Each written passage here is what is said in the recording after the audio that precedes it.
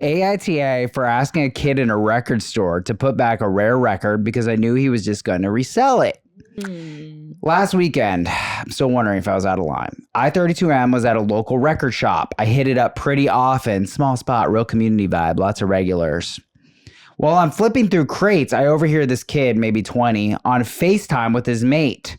He's holding an original UK pressing of Mad Villainy.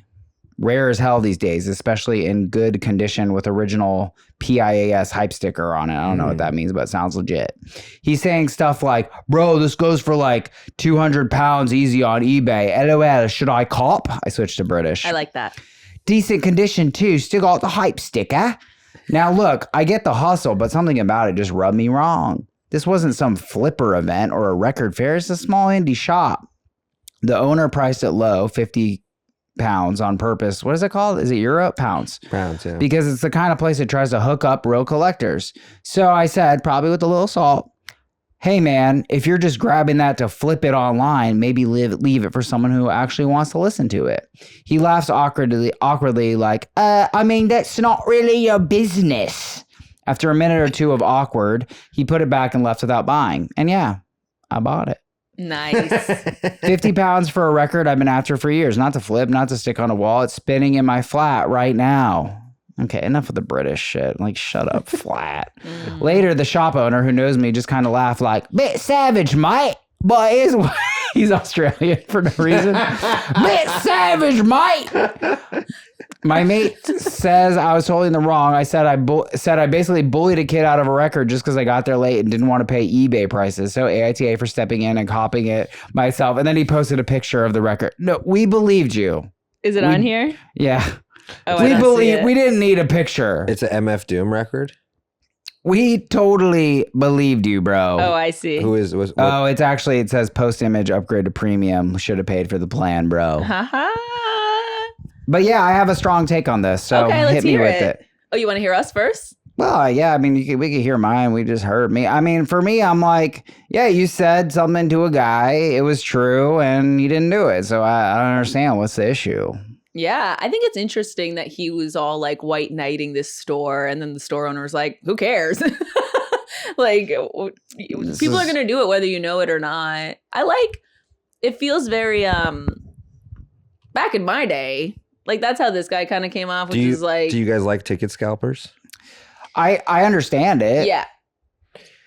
We all understand. I understand It's the grift economy, baby. Like, that's where the money's made. Did you ever work for a company that wasn't involved in some kind of vague grifting? No, of course. It's capitalism. It's all of it.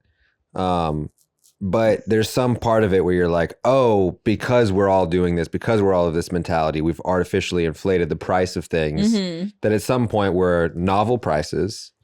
And now at some point you've actually priced out entire demographics from enjoying this thing or whatever. Of course. Poor kids used to go to baseball games all the time. Now you're like, maybe a shitty regular season game when your baseball team is bad. How much is a shitty, the most basic game at Dodger Stadium? I don't know. When I looked it up, probably 60 to 70 That's crazy. bucks. I'm not gonna pay $60. Yeah, and there's 80 of those games. They used to be, I mean, like not that long ago, under 20 years ago, there would be like general admission for $1 at like most baseball games. Yeah, I thought it was a little more reasonable. The part of it is obviously inflation, the economy, the price of things going up. The other part is just the fact that like huge swaths of tickets will always be bought. I don't care if it's a baseball game, a Taylor Swift concert, whatever, by some motherfucker whose whole job it is to put a percentage on that and then resell that product. Now, I hate this thing that we all go down to like, well, we all got to eat.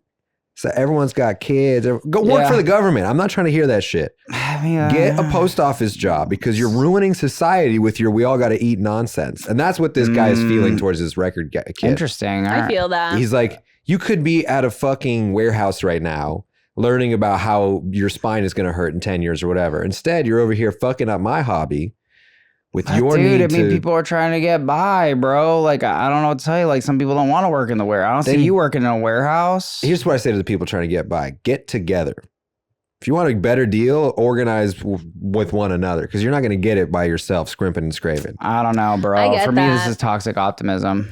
I mean, I feel like there's somewhere in between. Like I always say, I feel like I understand both sides of this. as somebody who wants nice things for an affordable price. And I do think that we should be allowed to have that without having to fucking jump through hoops, because in the world we live in now, you can still have affordable things, but you got to figure out how to fucking get them. Like getting cash back on fucking gas apps and taking out credit cards to get airline miles when you spend the money you're going to spend anyway. Like we have to do all of these tricks and trades to get the price that it should just fucking be. And a lot of times people don't have the resources to do that, or the mentality or the space to figure it out. So like I get it. And then I'm also like, people go to thrift stores, get all the brand name clothes that people donate and then resell it. And that I feel like is fucked up. But what else are you supposed to do? I mean, I feel like what you're saying, because I don't feel like we really probably disagree on this, because you're kind of saying like unionize all those things. And I'm like, yeah, those are big picture things. But like for your average Joe Schmo, like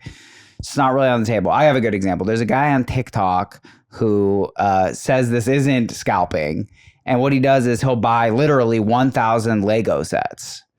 And he'll hoard them. Yeah. And not by Carla standards, by Danny standards. 100 is a lot. That's hoarding. He will then, he says he waits like a year or two, and then you can sell them on Amazon for, I guess, like 50% markup, which is a great ROI. Yeah. He'll try to tell you that's investing. But you used the word hoarding there very like... Well, hoarding, I'm joking. But descriptively. No, it's not. I don't think it's... I think it's a joke, but it also like, if someone did that with stocks, with any other assets, we would be like burned on the cross for calling that hoarding. Well, yeah, that's what stocks are for. I mean, it was a stock is an intangible, but like...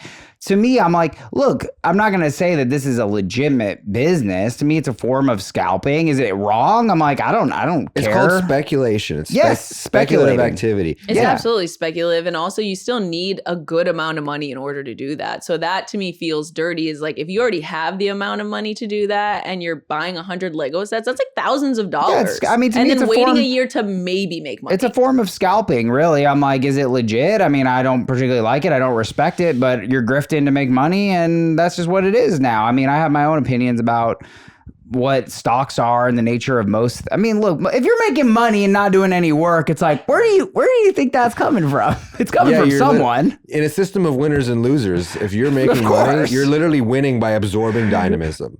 You're taking dynamic energy out of the system and going, no, for me, I've done this. And look, the one caveat while you were talking, I kind of realized, I was like, a record store is not really the entry point for music. It's really where collectors go to be masturbatory or whatever. Because if some kid was like, I couldn't get into MF Doom because I didn't have $50 to... No, steal that shit. You're supposed to steal every fucking song you've ever listened to. But there is something about like, all right, if you want to enhance your fandom and get to the next level, this is only accessible to the rich anymore, Like there used to be poor people that collected cars. That was a trope. You're like, yeah, fucking redneck's got 9 cars in front. Yeah. That will never happen again ever while we're alive, because the supply and demand factors basically necessitate that you're like, no, that's a fucking moving stock right there. Right. Everyone has to understand the... Well, everything's gotten tight. Money's gotten a lot tighter for everyone. I mean, it's crazy. Nonetheless, I don't think there's anything wrong with this. I'm like, yeah, you said something to a kid, and yeah, maybe he wouldn't have said it to an older guy, but I'm like, yeah, so he's a kid, and you scared him off, and that's it. It's life. Complete nothing interaction.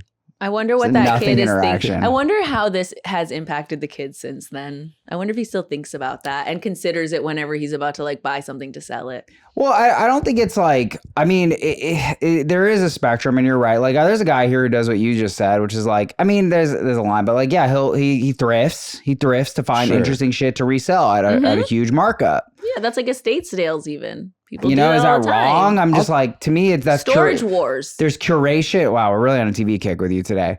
There's like TV. Curation, right? Because it's like, well, if you trust him and trust his taste, that's kind of cool. But like for me, the Lego thing is like kind of farther toward the scalper spectrum, where it's like you're not really adding anything. Look, well, that feels like collectible people who keep their collectibles in boxes to sell them like 20 years down the line, like that. Yeah, collector. That's kind of It's also something about the fact that like he made his intention public. You know what I mean? This guy's not FaceTiming. Yeah, the kid's not FaceTiming. That's true. Isn't it kind of an asshole move to be like, oh, follow down on our space bag? It's what I Well, tell we don't people- go to Walmart and then look up the price somewhere else on our phones and be like, well, it's cheaper at this other Yeah. place. Well, no, but that's not looking it up. He's on FaceTime. yeah. That's He's what like, I mean. hey, bro. I just mean like we're not hiding the intention that we just want the best deal. Yeah, yeah. and we're Yeah, but gonna he do whatever. broadcasts his intent Yeah. to flip. And it's like, well, yeah. And then someone called you out. Like, you were stupid enough to broadcast. Right. You weren't being discreet. Oh, that's what you were saying. Yeah, because I drive to this. It's like I have friends of a lot of different kinds of politics. And people go, how can you hang out with people with bad politics? You go, well, the people that I hang out with that are conservative or whatever, they are kind of ashamed of it because they know it's sort of a self-serving ideology or like this is much more in my Sure. self-interest or something. What we all hate are the ones who are like loud about it. And they're like, I want to be greedy and you should be fine with it. You know what I mean? Right, Like, right. That's when it's fucking annoying. yeah. So it's like you're allowed to be a self-serving piece of shit, but you got to be quiet about it. Like, At least that's don't the- say it. Yeah, that's where the social contract comes in, and people are like, "Well, now I'm allowed to be like, I'm going to organize people against you to eat your family or whatever." You know what I mean? Yeah. Like, or make you Right. think that's the threat or whatever it is. Right. Well, that's what makes this kid 19 or 20. He doesn't have a frontal lobe developed yet. So That's he fair. hasn't learned that yet. And this guy just taught him that. Next time, he's not going to say it out loud. He's just going to buy the record and go about his business. Only cost him 150 quid. It's one of those things you don't say. Nonetheless, AITA for asking a kid in a record store to put back a rare record because I knew he was just going to resell it. Say no assholes here. No, And- Well, I was going to say, imagine this was just one giant grift where like the 19-year-old was actually working for the record store and the record's only worth $25. I know, just he's there to make the prices higher. The OP actually edited it and said he brought the record back, and I'm like, bro, you need to grow a spine. Why Who did he cares? bring it back? I don't know. It's like After no. he's like, I already listened to it, so I'm done with it. I actually don't even like hip hop music. I just